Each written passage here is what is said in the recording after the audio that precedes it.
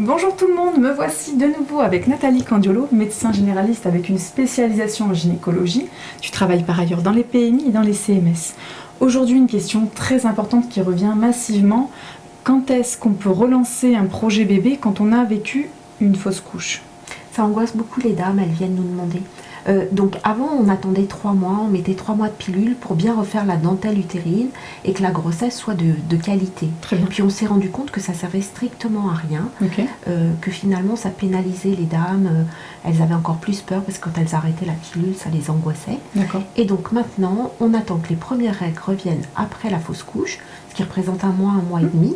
Et ensuite, quand on est prêt dans sa tête, on peut relancer la grossesse. D'accord. Et c'est surtout être serein, ne pas être triste, ne pas être dans le deuil, qui fait qu'on peut se relancer dans la grossesse. Exactement. Moi, là, j'ai accompagné une jeune femme il n'y a pas si longtemps que ça, qui a perdu son bébé à 4 mois et demi. Donc, on a dépassé le stade des 3 mois où on se dit peut-être que. Et c'est arrivé après. Du coup, il y a eu un enterrement. Il y a eu tout un processus qui lui a permis de faire le deuil. Elle me demandait quand est-ce qu'elle pouvait relancer ce projet bébé. Et je savais qu'elle pleurait encore son bébé, je savais que parfois elle avait l'impression d'entendre les voix de son bébé lui parler. Enfin, il y avait quelque chose encore de très présent dans ce trauma. Et donc, je lui ai conseillé tout simplement d'attendre que quand elle ne pleurerait plus son enfant, qu'elle pourrait être prête à accueillir le prochain, afin de ne pas avoir un enfant de remplacement. Voilà, ça c'est quelque chose de très compliqué. On en parlera aussi dans une autre vidéo parce qu'en transgénérationnel, on en parle énormément. Donc je pense que c'est vraiment un point d'éclairage important à faire.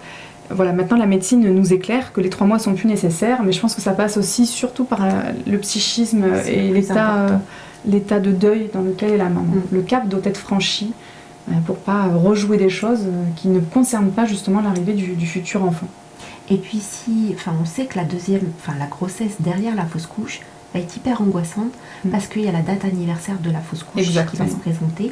Et donc moi je propose aux dames de revenir me voir ou de m'appeler dès qu'elles sont enceintes. Comme ça on prescrit l'échographie vers 8 semaines d'aménorrhée sans règles qui permet de voir ça tient pas.